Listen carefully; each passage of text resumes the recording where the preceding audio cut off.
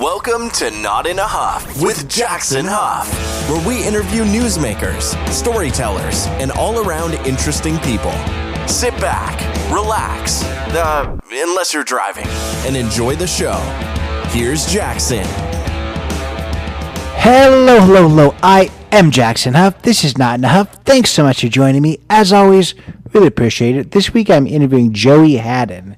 Now, Joey comes to us with two really interesting things to talk about. One being that she is an insider reporter. Insider is a digital newspaper magazine, kind of features all kinds of different stuff. The particular things that Joey talks about is travel. So if you've ever seen a headline on Yahoo that's like, 72 hours in a train, or what I learned from my 2 weeks alone in a teeny house, those type of just kind of fun articles to read, and the ones that have pictures attached to each step of the article to kind of help you visualize. Those are the type of things that Joey does, and chances are you've read some of her articles if you've ever spent any time on the Yahoo homepage or, of course, on Insider itself. So we're going to talk all about what it takes to be an insider reporter, how she got the role that she has now, how much traveling she actually does, because a lot of these articles you notice are kind of from the same trip but just highlighting different parts. So we're going to talk about what it looks like to be a travel reporter, the amount of travel that goes into it, how many articles should go into to each of these trips that she takes, some of her favorite trips, some of her least favorite, what that means when it comes to writing articles. Of course, some of the hardest places you go are some of the easiest places to write about. You've got plenty to say, but I really enjoyed hearing that side. Of course, I'm all about travel, so really liked to hear about that, and then to talk to somebody who writes about it and shares that journey with others. It was a fascinating thing. Just hearing about the world of journalism is fascinating too. It's an ever-evolving world. We're going to talk about that. Insider is a digital-only content creator, so that's something that didn't exist 20 years ago. So it's a huge leading media publication, but it's only digital. And that's kind of the way the world's going. So we're going to talk about the future of journalism. But that second big thing that we're going to talk about is that she's actually in a band. When she's not traveling, she's practicing and she's doing gigs with her four best friends in a band called Blanket Approval. She is based in New York City. That's kind of where the insider offices are, and that's where she is. So most of her gigs are in the New York area. We're going to talk about some of the gigs that she has coming up soon. We're going to talk about what Blanket Approval, what kind of music it puts out. If you listen to them on Spotify, what you're going to hear. Just how she got into music, what her future holds, if she's hoping that she's eventually going to be all music or all journalism, whether she likes the combination.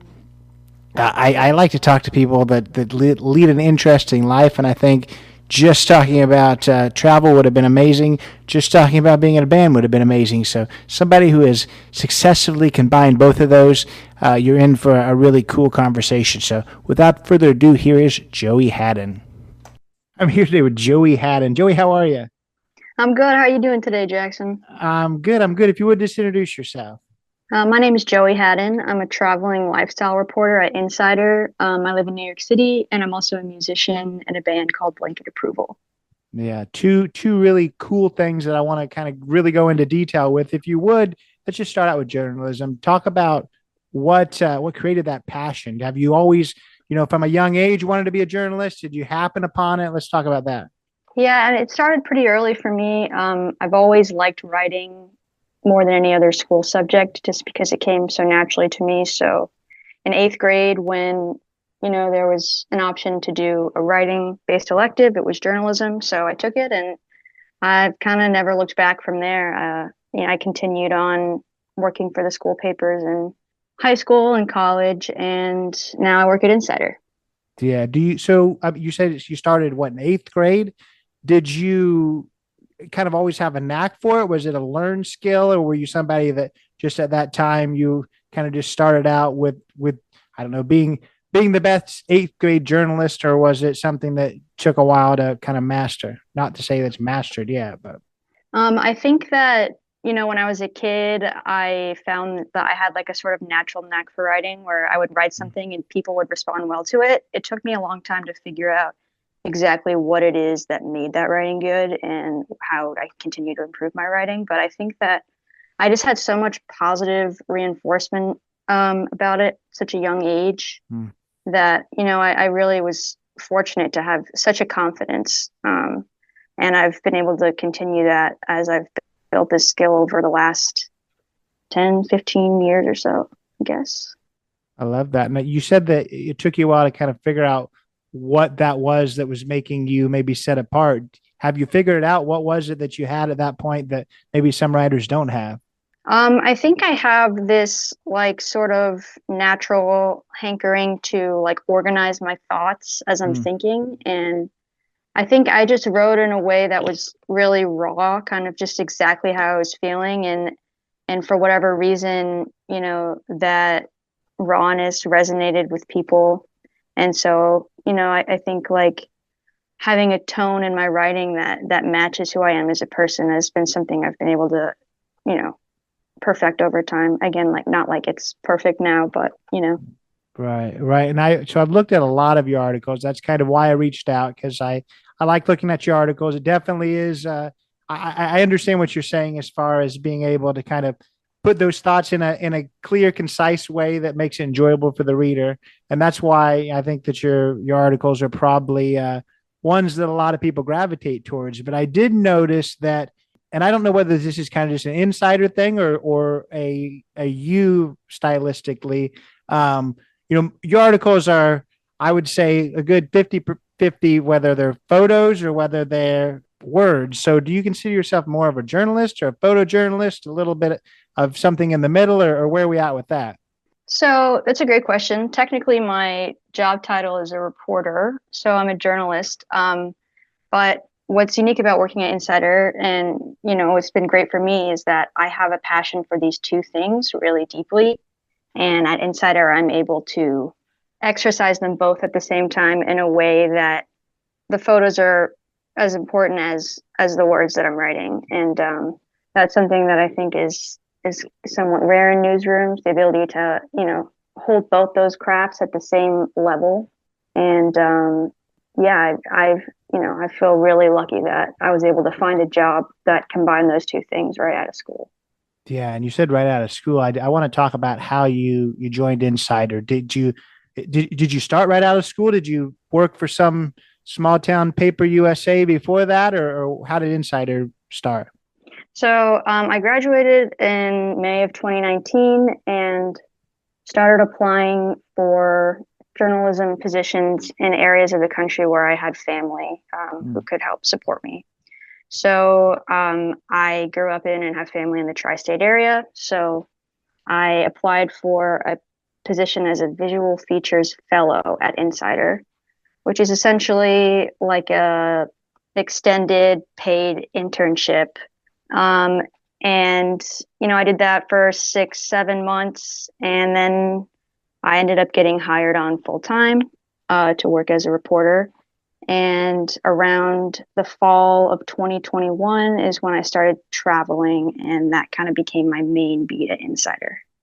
And I guess I wonder too, when it comes to Insider, I never want to assume anyone that's listening to this knows very much of anything, really, just because I talk to so many different people. If you would tell us what Insider is, because it is very different than the traditional magazine or traditional newspaper. I believe it's all digital, correct? Yeah, so Insider is a completely digital publication. It's a global newsroom, and I think one thing that stands out about it is that we have this personal experience kind of category where the reporters themselves are the main characters in their stories, and that is where my expertise lie.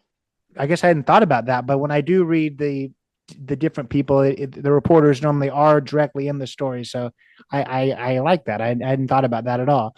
I want to ask you a little bit about. You said that you started out as a a fellow doing, I guess, a little bit different. How did you move into the role that you have now where you are traveling and writing these pieces? Well, when I was working as a fellow, I sort of established myself as someone who had photography skills as well. So I reached out to other reporters around the newsroom and said, hey, if you ever need someone to take pictures for a story or a photo slideshow, I'd be happy to do it. I also pitched stories where I could do personal experience angles in New York City where I was located. So that would be like an easier pitch to kind of ease me into it. And yeah, I ended up doing maybe 4 or 5 different on the ground reporting stories like that in New York, from following around sanitation workers at 5 o'clock in the morning to, commuting with a New Jersey man who gets to Brooklyn by jet ski every day.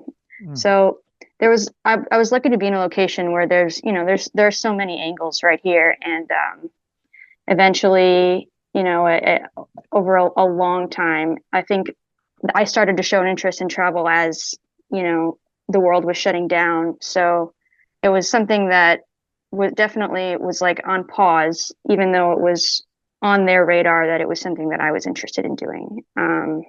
So yeah, it took, I guess, a couple of years to really settle into this. Yeah, and when you were in school, was this something that you figured you would do? I mean, I feel like there's probably two kinds of people, and a little bit of both probably. But did you always know that you wanted to write kind of stories that are either informative or uplifting or kind of feel good type things, or were you ever wanting to, I guess, kind of write those stories that the breaking news type, really hard hitting stuff? I mean, there's needs for both of them. I just wonder, is this what you thought that you would be doing all along?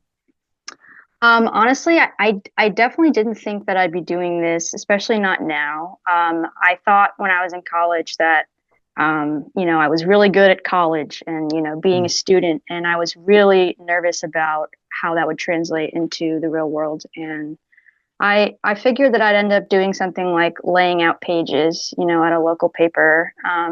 But I think that what really led me to this was like having that added passion in photography because, in school, I mostly took film photos, which, it takes a lot more time and practice, and to get those right. And I feel like that translates to my skills as a digital photographer as well. I like that you said that you were really good at college. That's what I always say to people too, because when I was in school, I never knew what I wanted to do. I always liked being in school. So that's kind of what I did. I never left, and now I'm an advisor at a college. So I never had to leave that world. So I'm glad that you were more successful in getting away than I was. But I want to talk now about exactly what it is that you do, and that's traveling around the world, writing these pieces. How does that come about? Does your editors like say we want you to do pieces in Europe or we want you to do pieces on tiny homes? Do you come to them with these different ideas, or what's that look like? So through my work at Insider, I've like developed a pretty good idea of what our audience likes to read about, just from like analyzing the data of what articles have performed well in the past. And so when it comes to pitching a trip, I find common ground between what I'm interested in doing and writing about and what the audience is interested in based on past data. So that common ground, I think, helps me avoid burnout and like produce more meaningful stories because if you're writing about things that don't really interest you, I think it comes through. And so yeah, just continuing to hone in on what the audience wants, and continuing to change and adapt with that is really what it comes down to. These pitches have dozens of headlines, but they're not like subject. They are subject to change based on my experience. Like I might pitch the idea of visiting a place for the first time, but for the takeaway of my headline, I would leave that open to the possibilities of what I observe in that place, if that makes sense. So I take the trip, and I get back and I spend weeks, sometimes months, reporting on these trips. I mean, my last trip was in October, and I'm still going to be writing about it for the next month or so. So there's a lot of content that needs to be created during these trips. Yeah, and that's kind of what I figured. That's kind of in my next two questions. So let's dive a little bit deeper into that. And the first one is, when you pitch one of these trips, how many stories are they hoping to get out of each of these? Because I definitely have noticed that I see some of the articles that you're still putting out are just little snippets of things back from October, because I can just tell it's from the same trip. So how many are they hoping to get out of each of these trips? So it varies depending on the trip. Like if I were to take a trip that was about, I don't know, 4 or 5 days, I'd probably pitch around 30 to 40 headlines. Whereas Hmm. if I'm taking a 2 week trip, I'm probably pitching about 100 headlines for that trip. So it comes down to the time spent, the expense, and if that is worth the end result. Hmm. See, and obviously you already talked about having to kind of leave room for exactly what you experience, but do you ever feel like, given that you've already kind of pitched these 100 headlines and what it's going to be, that you almost have to kind of whole everything into that, and that sometimes takes away from the experience of the trip because, hey, I've already pitched the headline that they want, that it's going to be this, and I'm not really finding it's that. How often can you change that? Yeah, that's a really great point, and it's something that I continue to work on every day, and that's just how to avoid being formulaic with the way that I'm writing these stories. Because you're right, it is something where it's like, yeah, this has worked for me in the past. Why wouldn't I just do it again? But I really think what it is while you're in the moment, and then after when you're writing about it, is like being intentional about, hey, this is something I've done before. Is it because it fits this story the best, or what is the best way to write this specific story? And just go with that instead of, like it's a combination of getting what we already know the audience wants and an experimental element of like what else can we find out, and that's a lot of what these takeaways are is when we have more unique takeaways, we get more information about what the audience thinks is interesting based on how they respond to it. And I mean, they're mostly written kind of as you doing all this stuff solo. Are you truly going on all these trips solo, or do you have somebody with you? I generally go solo. My last trip, my partner joined me halfway through. That was the first time that I had been on a trip with someone else. But I think that when I take these trips solo, I can really reflect more on my own personal growth, and that is really helpful. And it just helps me focus on the work. Being with Yeah. someone who's on vacation while you're working can be tricky. Yeah, I can only imagine that for sure. You've already kind of touched on this, but I want to kind of dive deeper into it. And that is, the question was going to be, how much of your job is actually traveling and how much of it is just getting back home and dissecting and categorizing and organizing everything you got. Sounds like most of it's kind of that organization afterwards. But what would you say, kind of a percentage wise, how much of it is traveling and how much of it is actually, the work back at home, the grind? Right. Yeah. I mean, most of the you're right, most of the work is before and after these trips. I take about 4 trips a year.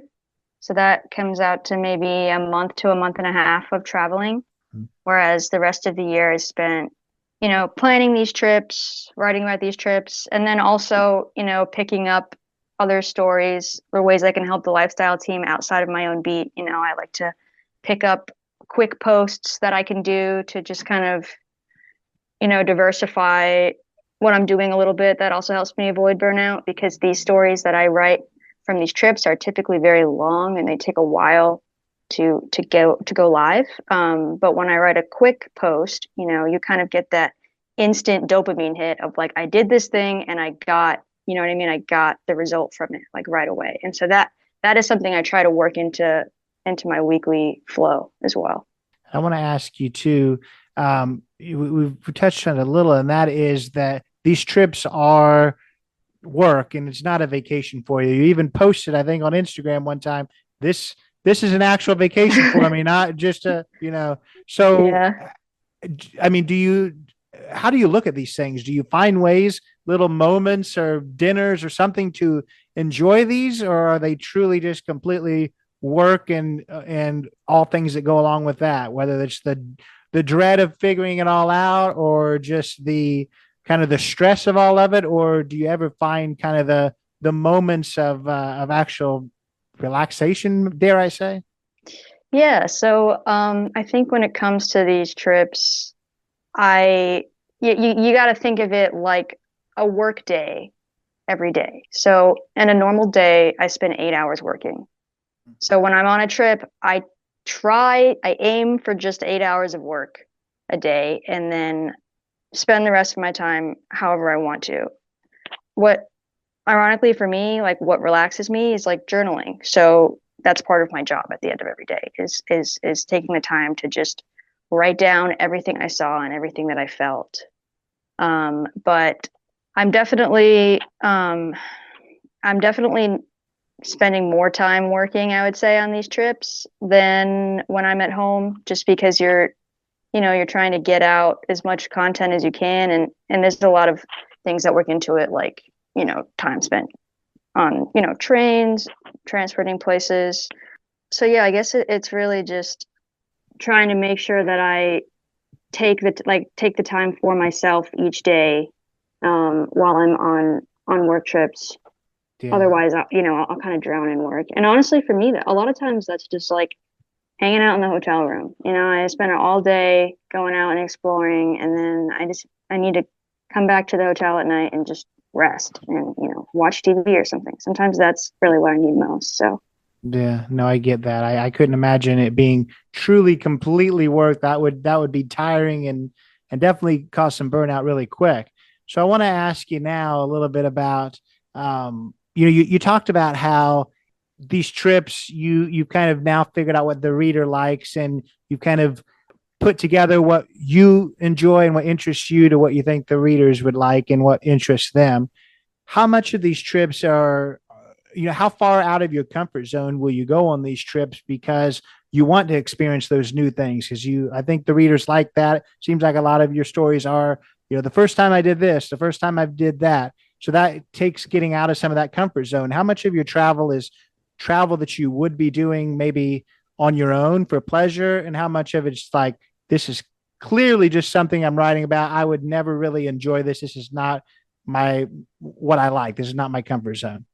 yeah, so I think I personally didn't have a ton of different traveling experience before starting at Insider. So a lot of this first time stuff is really like me figuring out if I do like it or not. And I found that with trains, I do like it. I find them very interesting. I think the angle that you see the country from on a train is, you don't get that on a car or a plane. And, it kind of forces me to slow down my pace.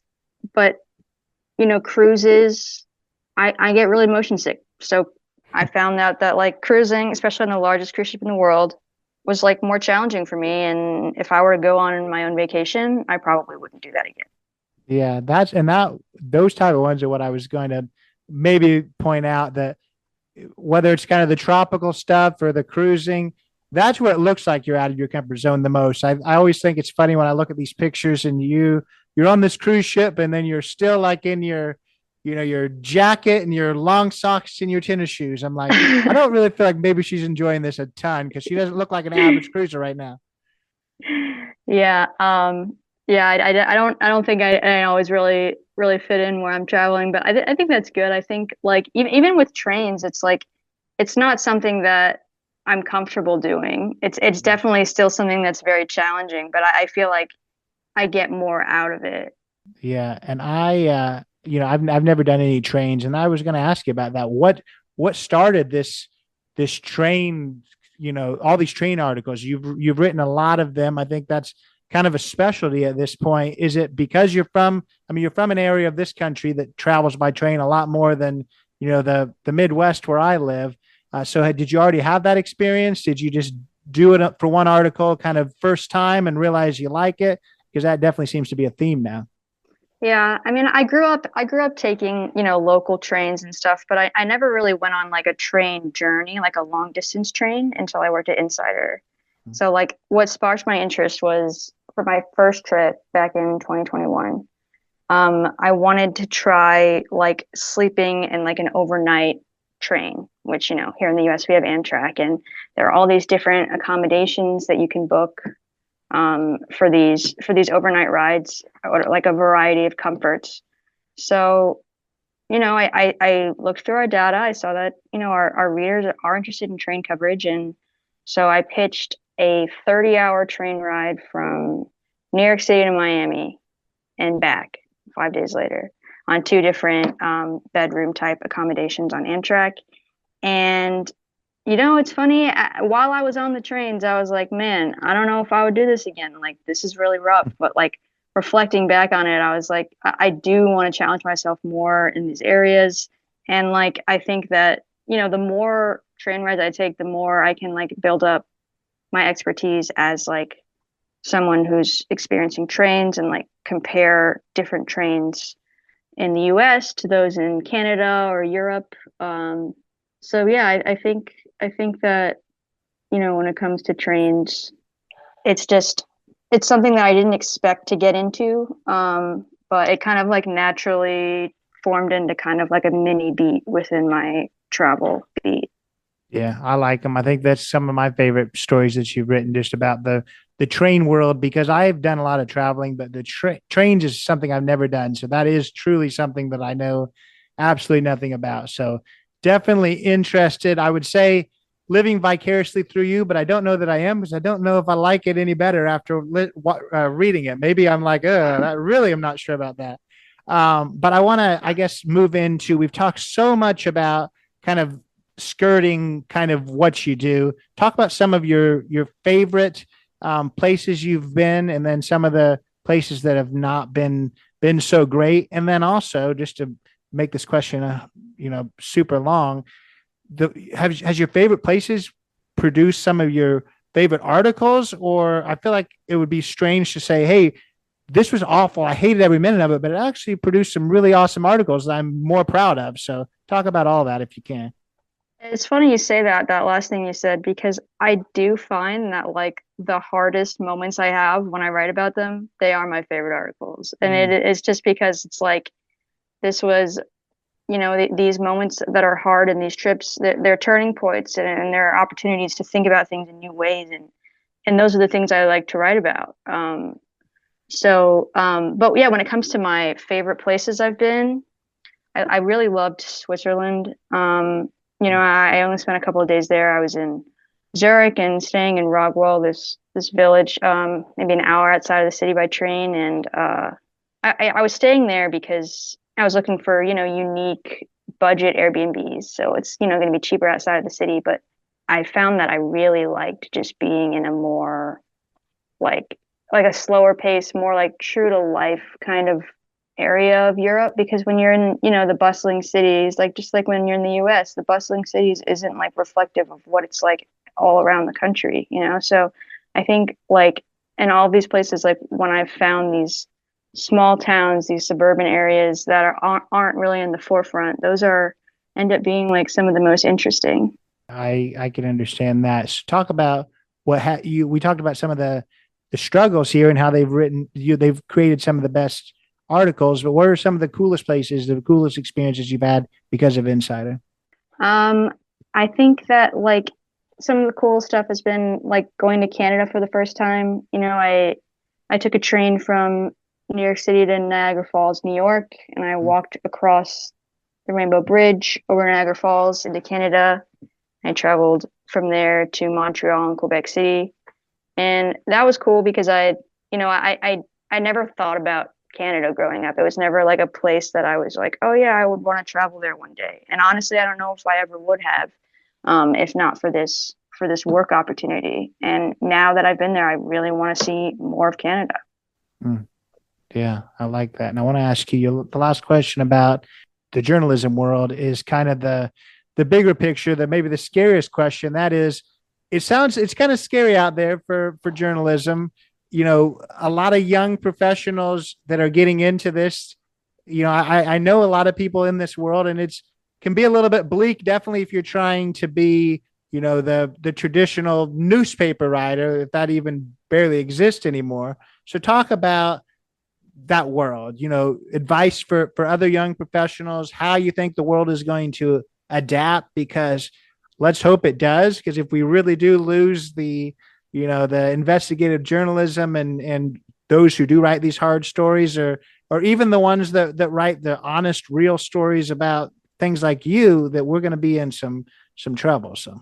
Yeah, I mean, I was lucky enough to start taking journalism classes when the media industry was already drastically changing. Mm-hmm. In 2016, I started taking these courses, and the courses reflect those changes. We had multimedia assignments where we had to learn several different softwares to tell stories through audio, video, photos, and laying out pages for print. But I think that the key for young professionals is not to expect the world to adapt, but to prepare yourself to adapt. Like one thing that doesn't change, I don't think is going to change, is that people are interested in hearing about other people's stories. Finding out where that interest lies or how to get your stories in front of those people, these are variables. And I think journalists should expect those to change over time and be constantly adapting to them. I think being adaptive is kind of the only way to do it. Yeah, no, I think that's huge too. And I think that failure to adapt is probably the kind of the issue in a lot of newsrooms for sure. Let's move on from journalism. You've already spoke mostly about that, and I appreciate that. But I want to talk about your other passion, and that is music. You have a band, Blanket Approval.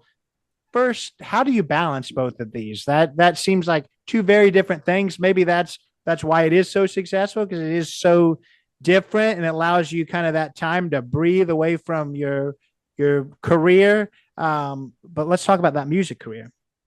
Yeah. So when it comes to balancing, I do have a flexible job where I work from home. When I'm not on a trip, I'm working from home. So I'm able to take time to work on things related to Blanket Approval throughout the day. I'll tell you a little bit about the band and then get more into that, about how I balance the two, just for some context. So I play drums in a band called Blanket Approval, which I founded with my buddy Jack over maybe a year and a half ago. And our friends Max and Rahul later joined the band. It's a 4-piece. I play drums and sing. We have synth, keys, guitar, bass. And it started out as a side project, but over these last few months, we've been growing a lot and doing a lot pretty quickly. We're booking a lot more shows, which means practicing more, recording more songs. I draw all the cover art for the songs, making merch. We buy thrifted clothes and then hand paint and heat seal them. And so I'd say at this point in my life, I'm spending probably about a third of my time on Blanket Approval related stuff, whereas it used to kind of just be like an after school project kind of thing. Mm-hmm.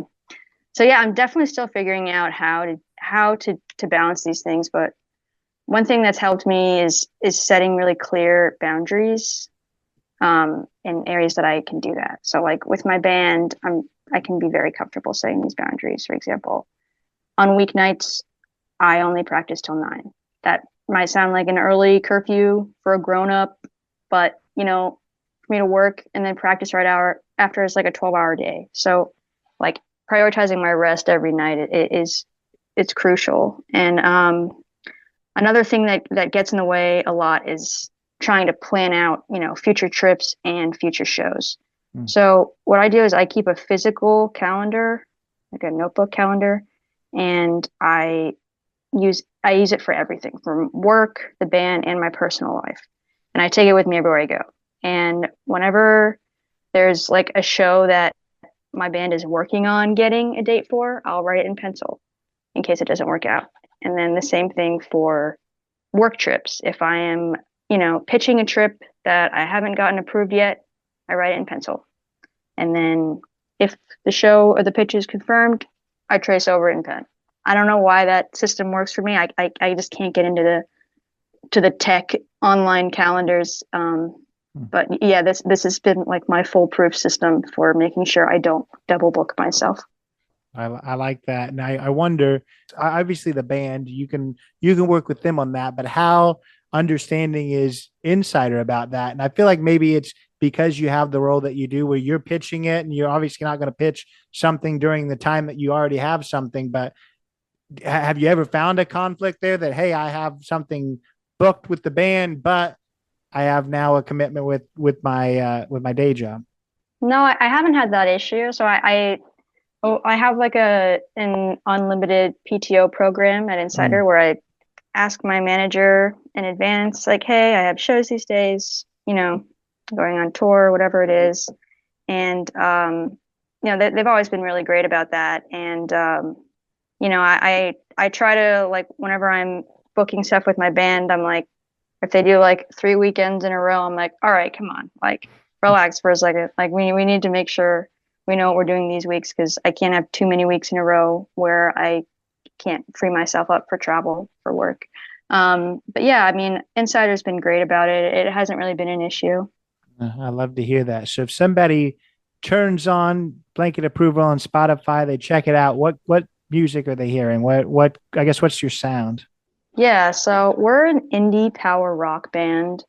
I think our music feels like a cozy space to freely release your energy. We write songs about things that are uncomfortable to talk about, and so sharing the world, sharing them with the world is like a cathartic feeling that I think resonates with the audience as well. Um, our music is pretty high energy, groovy. You'll hear a blend of my vocals and Jack's. We have some funky bass lines. I guess I would compare it to, if you've heard of the Kooks, Hippocampus, Spoon. Those are just some other, indie rock bands that I feel like our sound is similar to. But ultimately, you can expect to see four best friends playing music together, because that's really what we are. We all met through music just over the last 2 years, but we've spent so much time together in that, small amount of time, that it feels like we're family. And I think when you see us live, you can really feel that in the room when we play. Yeah, I think that's important. And making music people want to hear is playing music that you're enjoying with people that you're enjoying. So that's important. I like to hear that. Your day job, again, for lack of a better word, is all about writing Yeah. and all of that. Are you the one that does the writing for these songs, or are you like, I write enough, I'm not trying to write some more? Well, we all kind of write songs. We all write our own, parts, and then there are some songs, like the songs where I sing lead on, where I also like wrote all the vocals and vocal phrasing. But it really just depends on the track. Like sometimes it's like, Jack has most of a song written, and then we kind of just find a way to put it together as a full band. Or sometimes, my bassist will come out with a bass line. We'll all just kind of jam on that bass line until we figure something out. So it's really like a wide variety. Even sometimes it's like one of us will like send a voice memo into the group chat, and then someone will send a voice memo on top of that voice memo to like, like layer it with potential new sounds. That's cool. That's cool for sure. And how have you always just been a drummer? How did you get that part? Because being the drummer and a singer, that's one of the toughest things to do. So how did that all come about? So I've been playing like musical instruments since I was a little kid. And I started playing shows and recording music when I was a teenager with just like other people around my age that were as interested in music as I was. I had a lot of musical influence, I guess, from my extended family, and just kind of got into playing guitar, bass, drums, probably around middle school. I didn't really take drums seriously though until college, where I joined a drum line and a improv jazz combo. That's where I really learned how to like listen to other musicians and figure out how to play what they're describing, if that makes sense. But singing is something that I never considered until I started writing my own songs in this band. So that has been like the biggest challenge for me is like I'm pretty good at behind the kit, but learning a new skill of singing and doing that at the same time, especially live, because it's so high energy and you're just playing song after song. That's definitely been like the hardest part in terms of the band. But it's so awesome. I never thought that I could be a singer. Like even when I was a kid playing music, I always thought I would be in the background. So it's really cool. Yeah. So people want to check out that high energy show. They want to check out your singing. Where's some places you guys are going to be at here coming up? Yeah. So we have a New York City show at Bowery Electric on April 28th. So it'd be great to see some support out there. And you could follow us on Instagram at Blanket Approval, or blanketapproval.com is our website. You could also find us on Spotify. I like that. And that'll all be in the show notes for sure. If you would, let's talk about where people can find you with these articles. Obviously on Insider, plug some of these. I'm going to put the articles that you sent me in the show notes. Talk a little bit about each of those that are going to be in there and kind of the inspiration there. Yeah, so a couple of stories recently came out. One of them is about my tips for long haul train journeys. I've spent 100 hours, over 3,000 miles traveling on long distance trains, which for me, I would say is 6 hours or more.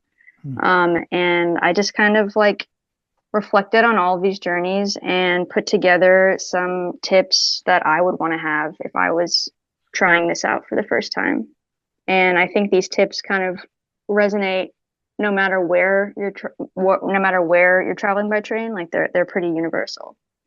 And the other one I have is about going to Italy after dreaming of visiting my whole life. So I was trying to find kind of a new way to frame a story about visiting a place for the first time. So I really just tapped into what made me feel the most while I was there. And I started just writing notes about these moments. And then I was like, could this be the story? Just these are the moments that really stood out to me the most. And, that's how I came up with this headline. And yeah, there's 8 moments in there for you, all accompanied by a picture and a description of what I was thinking. Yeah, I love that. I love both of these stories. And the great thing I think with Insider is if people check out these stories and they want to read more from you, they don't want to just see those two, if they click your name up at the top, I think every story you've ever written is going to come up kind of in a nice, scroll down. And that's kind of where I've read a good chunk of your story. So urge people to do that. I think you've came a long way, both actually going places and then also in your writing. So I like that for sure. If you would, you already talked about where we're going to find Blanket Approval, these links to the story, but just plug one last time every connection point with Joey, if you would.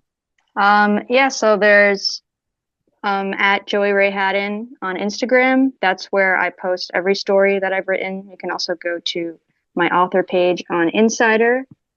And for the Blanket Approval stuff, at Blanket Approval on Instagram and Blanket Approval on Spotify. Very good. Well, it's been a pleasure. I really appreciate your time. Yeah, thanks so much for having me, Jackson. It was great. So that's Joey Hadden. Appreciated her time. I'm not lying when I said, I reached out to her because I have found myself drawn into many of her articles, whether it's on the homepage of Yahoo, whether it's just seeing it on a Facebook post. I feel like her articles are really easy to digest and really easy to read. Definitely if you're into travel at all, when it says, three things to take with you on the largest cruise ship in the world, or traveling solo throughout Europe, or what I learned from a red-eye flight. These are all things I just made up in my head. They very well may be an article, but it's things like that that of course I'm like, yeah, I want to know about that. And then you click on it and it's not just this big long text that you have to read everything. It's some words, and then it's a picture to explain that, and then there's words, and then there's another picture to support what she's talking about. So it's really cool. I really do really like her articles. I'll put a link to the few articles that she mentioned, so you can kind of check those out. I'll put a link to kind of her page on Insider, if you will. And then, of course, the other side of things is the blanket approval. I'll put a link to their Spotify, so you can check that out. She was nice enough to send a link to the upcoming show in late April. If you're in the New York City area, want to check out a really awesome band, you have 4 friends really having a great time up there, go click on that link, go check it out, and get yourself some tickets.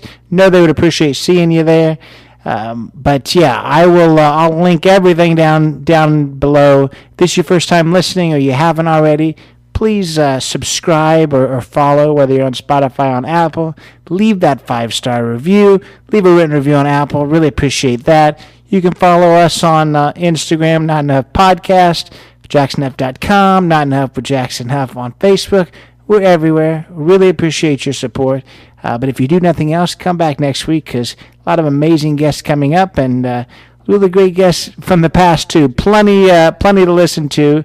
But yeah, thanks so much for being here. Take it away, Scott. This has been Not in a Huff with Jackson Huff. Thank you for listening. Be sure to join us next time, where we will interview another amazing guest who is sure to make you laugh or make you think. Or hey, maybe even both. But until then, keep being awesome.